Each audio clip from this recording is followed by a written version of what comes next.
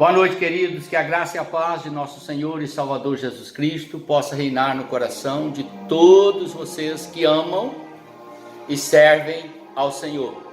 E aqueles que ainda não o conhecem ou não se dedicaram a Ele, que possam recebê-lo como Senhor e Salvador para que possam ser aprovados por Deus. Queridos, vamos nessa noite falar a vocês sobre a lei e Cristo.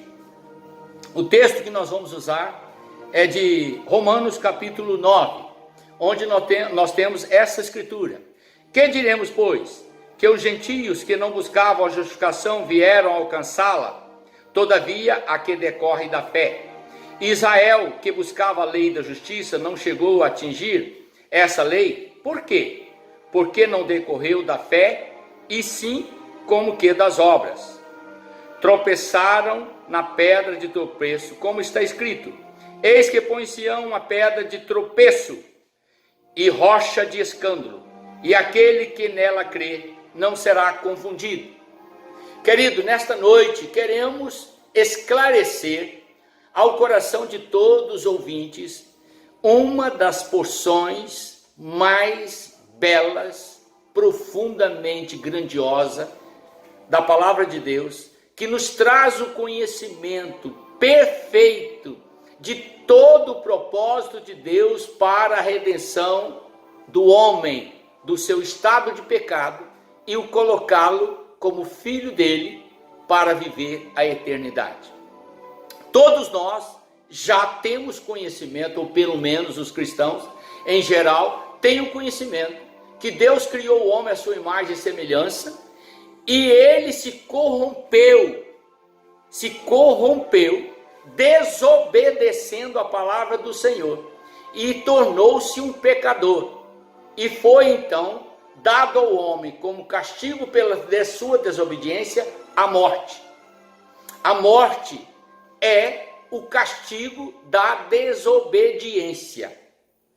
Bom, então vamos ao que diz a palavra. Primeira coisa que eu quero falar a vocês é sobre a lei. Há nessa sociedade nossa pessoas que acreditam que podem ser salvos através da lei, e há os que creem que podem ser salvos na graça, e há aqueles que creem que podem ser salvos através das obras, e há aqueles que creem que podem ser salvos através da religião. Ora, querido, eu quero trazer a você o conhecimento da palavra de Deus, a revelação da palavra. Hoje pela manhã nós falamos que Deus guardou em seu coração um segredo por muitos séculos. E qual foi o propósito de Deus neste segredo? É exatamente ocultar a obra extraordinária que ele havia preparado desde a fundação do mundo para remir o homem do seu pecado. Então Deus foi trabalhando por etapa. Primeiro ele se revelou como Deus Santo, Todo-Poderoso, Criador dos céus e da terra. Depois ele formou a nação, colocou ela na terra, deu o nome a essa nação de Israel, e Deus começou a trabalhar com esta nação e direcionou ao coração desta nação leis espirituais e leis morais. As leis espirituais, elas classificam a santidade de Deus, o caráter de Deus, a personalidade de Deus, como ele é santo, como ele é perfeito, como ele é poderoso e como ele não gosta do pecado.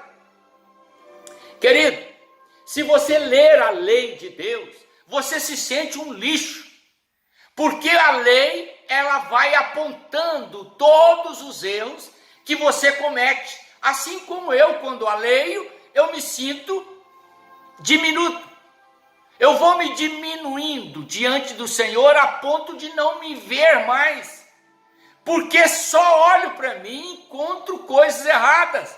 Qualquer um de nós, lendo a lei de Deus, vemos o quanto falhamos. A lei é ruim? Não, a palavra de Deus diz que ela é perfeita, ela é santa, ela é boa, porque ela saiu do coração de Deus, revelando quem ele é, volto a repetir. Mas a lei, querido, é apontada pela Bíblia como aio que conduz a Cristo. E eu quero que você entenda hoje uma coisa muito incrível. A lei não pode salvar.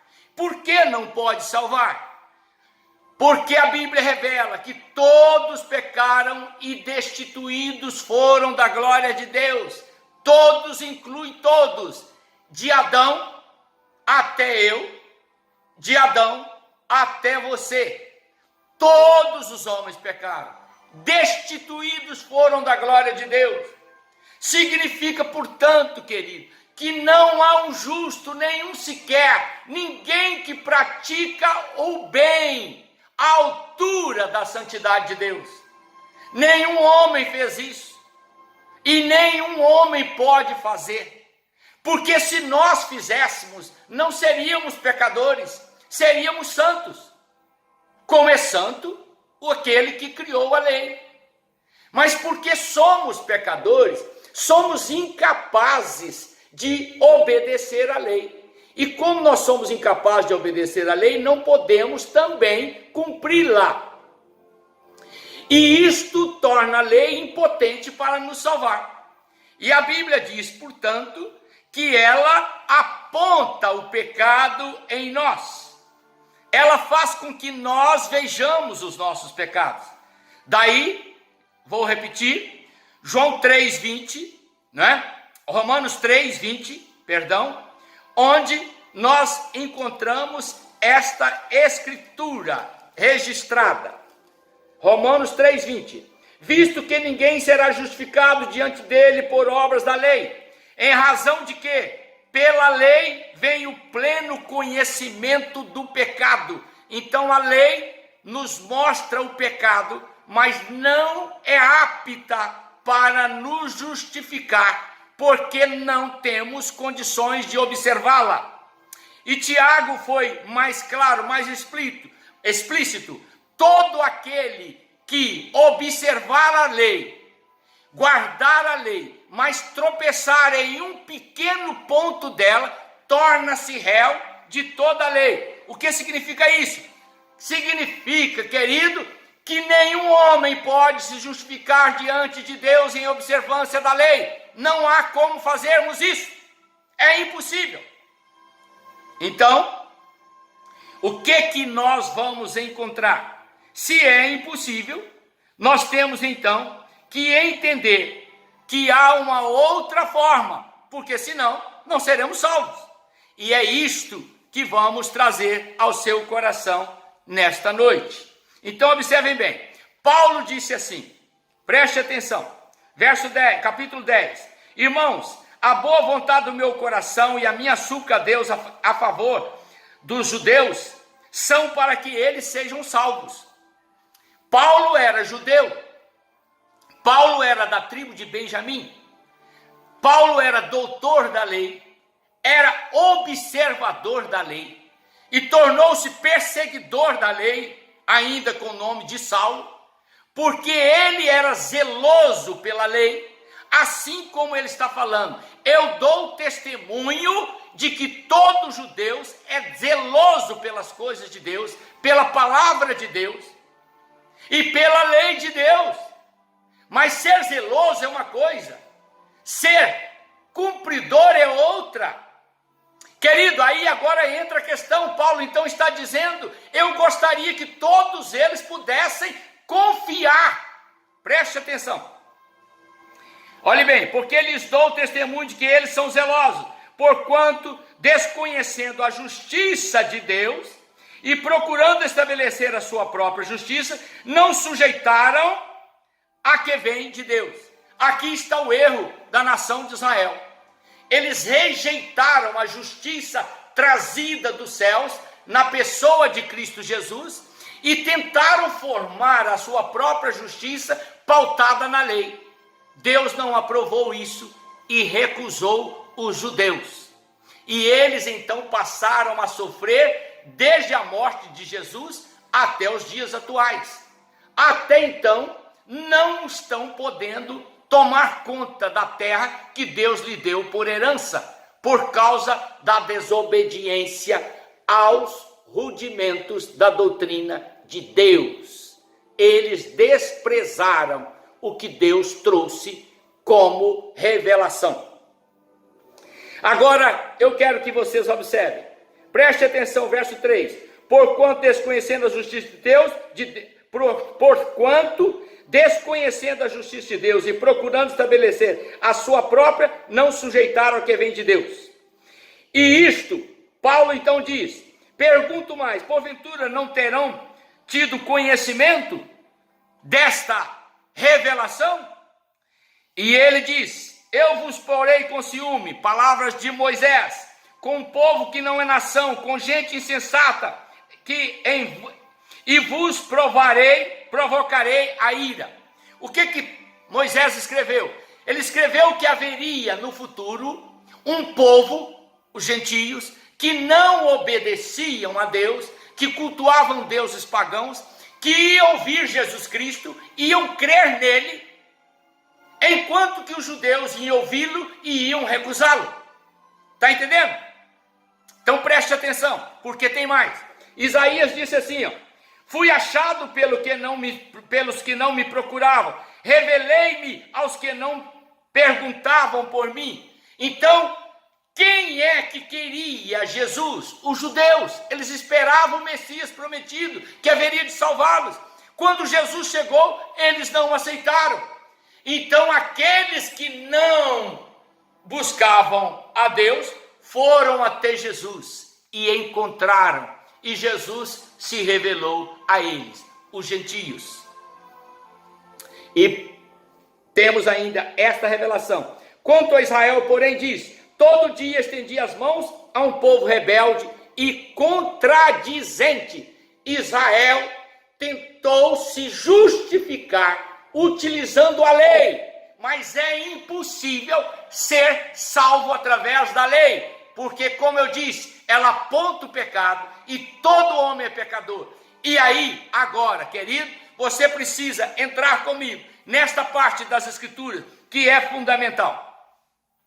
Ainda que os judeus sejam zelosos, eles não puderam encontrar a salvação em Cristo, porque eles recusaram Jesus. A razão que levou o sofrimento de Israel, portanto, é exatamente essa. Agora, há esta revelação preciosa, porque o fim da lei é Cristo, para a justiça de todo aquele que crê. Querido, a lei que foi dada à nação de Israel, a lei que foi trazida por Deus a Moisés, ela teve o seu fim exatamente quando Jesus cumpriu a lei. Ele obedeceu toda a lei de Deus. A palavra do Senhor revela que em seu ministério ele não só anunciou as boas novas do Evangelho, que é a graça de Deus, como também ele cumpriu toda a lei, desde os 8 dias, aos 8 dias de nascido, que ele foi circuncidado no templo, até o dia que ele entregou o Espírito a Deus aos 33 anos. Ao cumprir toda a lei, Jesus atraiu sobre ele a maldição de todos os pecadores. Daí Isaías profetizou que todos os nossos pecados foram para cima de Jesus, porque ele foi o expiatório nosso. Deus aceitou o sacrifício de Cristo como ponto de remissão de pecados. O sangue derramado na cruz, o sangue de Jesus, sangue puro, sem mancha, sem pecado, é apto para purificar todo e qualquer pecado, não importa quem o pratique ou que forma foi praticado. Desde que a pessoa reconheça que Jesus Cristo morreu na cruz e que Jesus Cristo venceu a morte, e esta pessoa acredita nisso de corpo, alma e espírito, e ela declara isso publicamente, então esta pessoa tem os seus pecados purificados, porque só há remissão de pecados através do derramamento de sangue, e este sangue tem que ser puro. E aí a palavra de Deus vai nos conduzir de uma forma preciosa, para você entender o verso 6 e 7, diz assim, preste atenção: quem descerá ao abismo para levantar Cristo dali? Ou quem subirá ao céu para trazer Cristo do céu? Sabe o que significa isso, querido?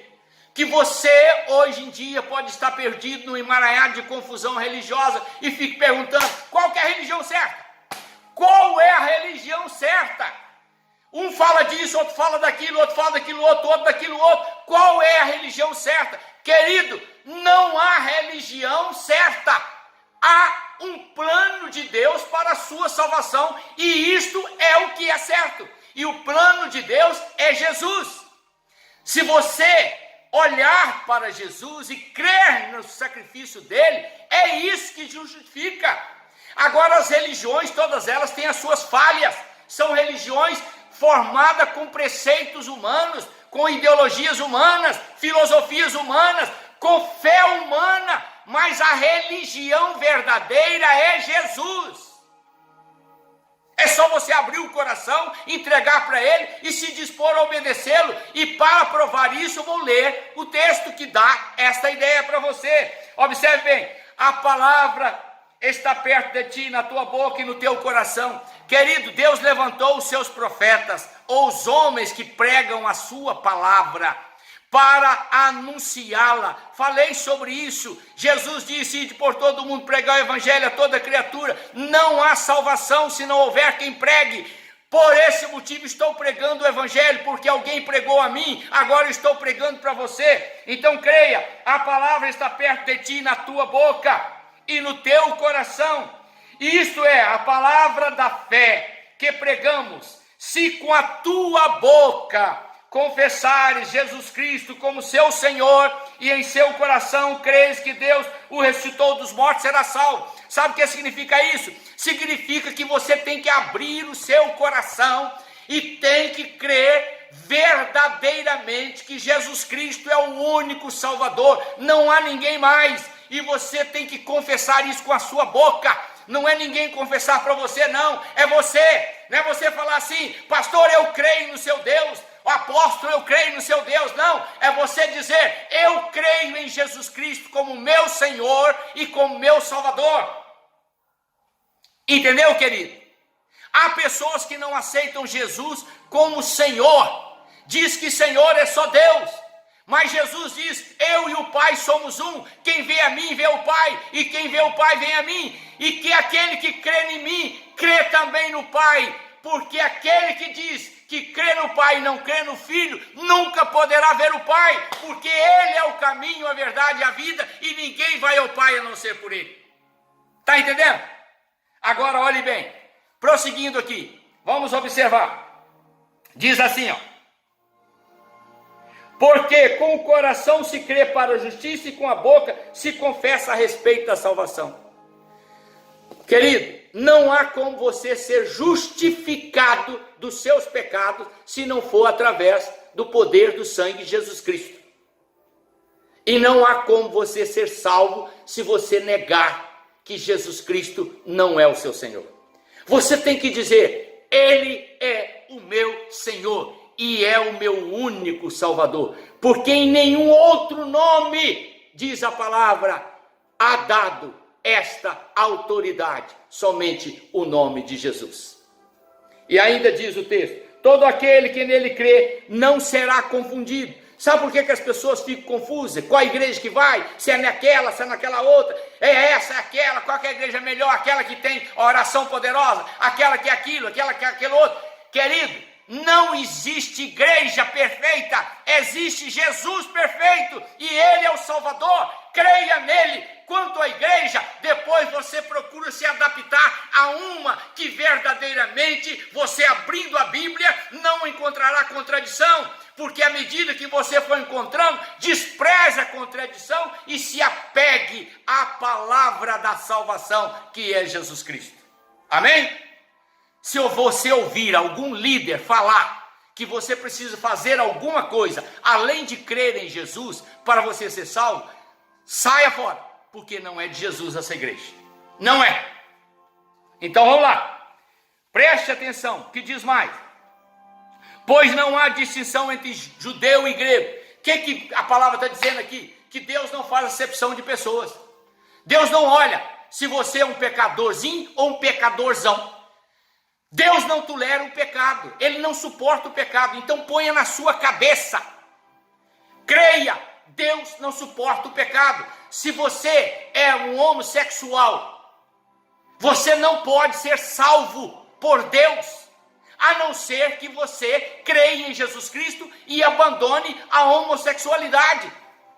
Sabe por quê, querido? Porque Deus abomina aquele que deita com alguém que tem sexo semelhante a ele.